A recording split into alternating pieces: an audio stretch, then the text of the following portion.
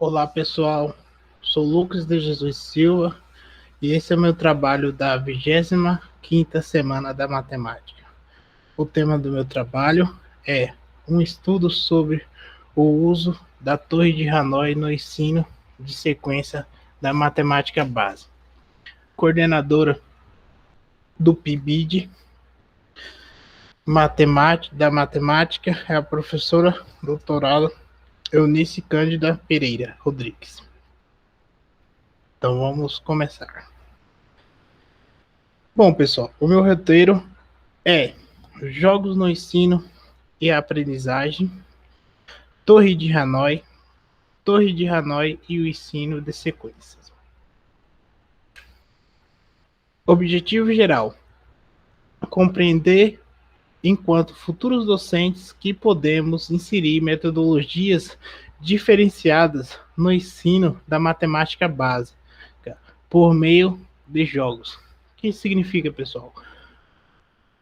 Compreender aquele que o jogo, numa aula, ele pode abrir caminhos para uma explicação melhor, onde o aluno terá o conteúdo didático na mão, praticamente, e através do jogo ele vai especificar mais ainda o conhecimento em cima do jogo, como o jogo do tema que eu propus nesse trabalho.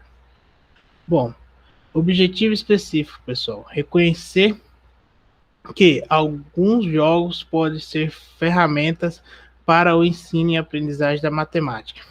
Mostrar que com aulas mais dinâmicas, a partir da utilização de jogos, é possível despertar o interesse dos alunos pela matemática. Propor o uso do jogo Torre de Hanói no ensino de sequências. Jogo Torre de Hanói. O ensino de sequências por meio do jogo Torre de Hanói, que a gente vai falar agora, mais para frente. Regra para jogar o jogo Torre de Hanói. Para vencer, é preciso transportar todos os discos de uma haste para outra. O que isso significa, pessoal?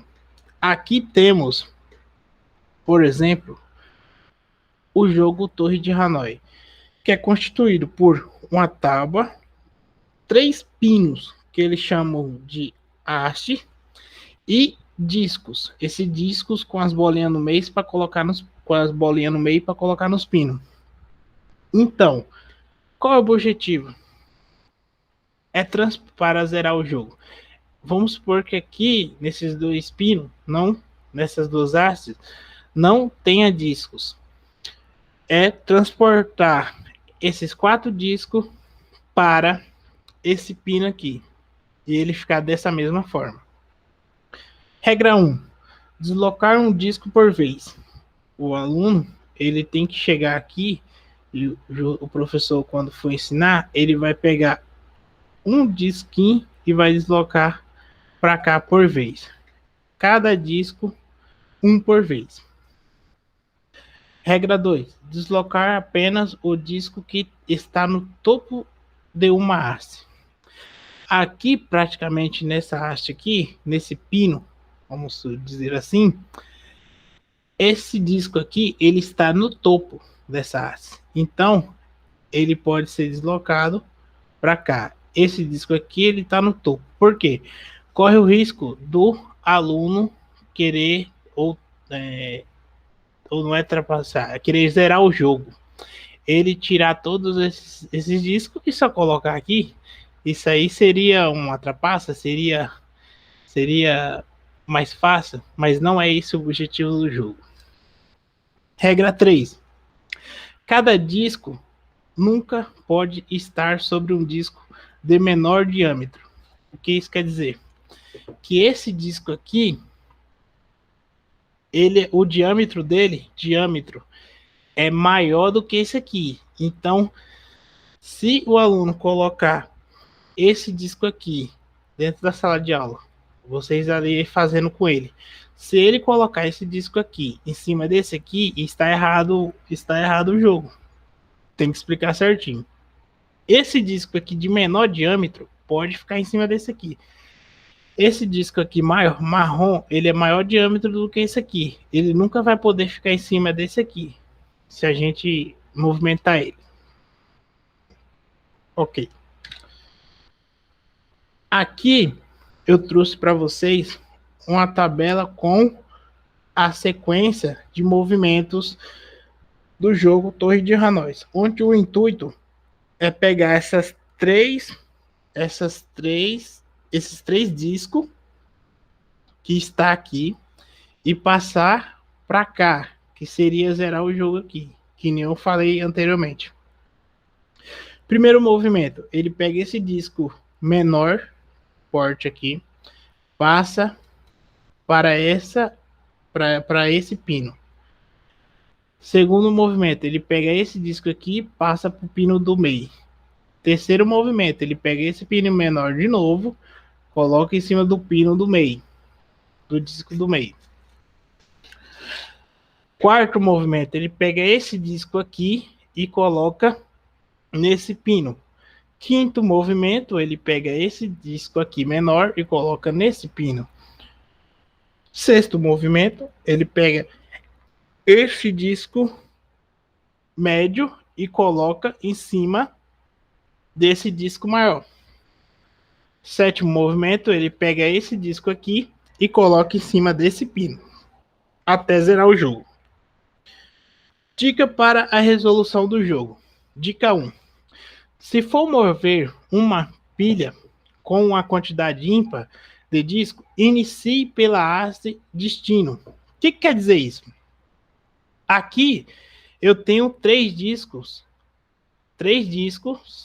com a quantidade ímpar. 1, 2, 3. Então, a haste destino dela vai ser essa aqui. Essa é a haste destino. Vai mover para cá. Dica 2. Se for mover uma pilha com uma quantidade par de disco, inicie pela haste auxiliar. Então, aqui eu tenho aqui nessa pilha uma quantidade par. E a haste auxiliar vai ser essa daqui.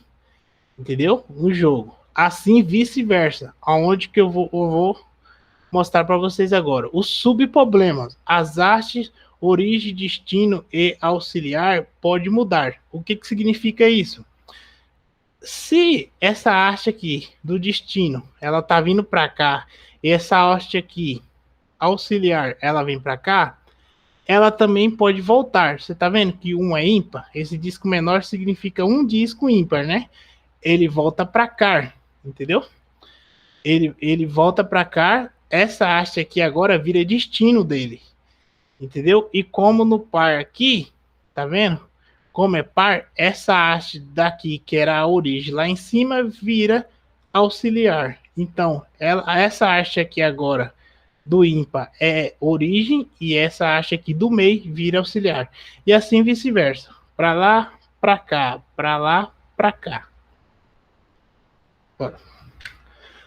Agora, o ensino de sequência.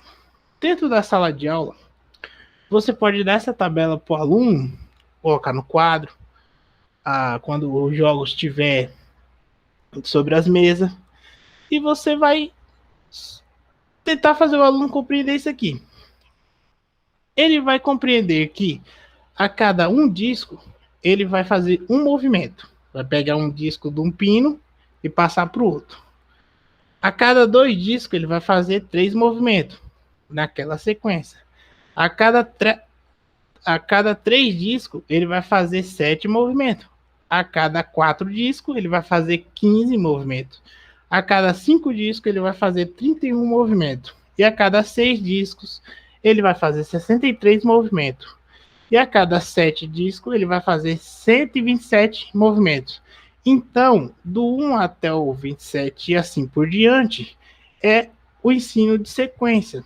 O ensino de sequência, onde se fosse olhar num gráfico, vocês, como docentes, se fosse olhar num gráfico, ia ver que esse gráfico ia ser exponencial. Ele nunca ia zerar, ele ia subir lá para cima, entendeu?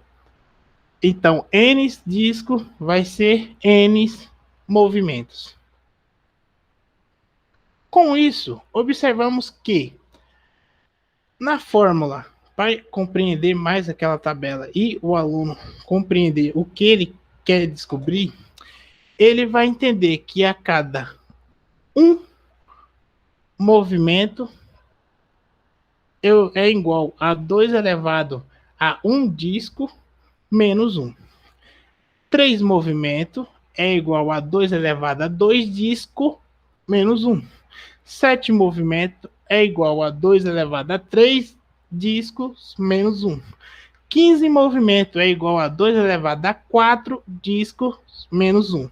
31 movimentos é igual a 2 elevado a quinta, elevado a 5 discos menos 1.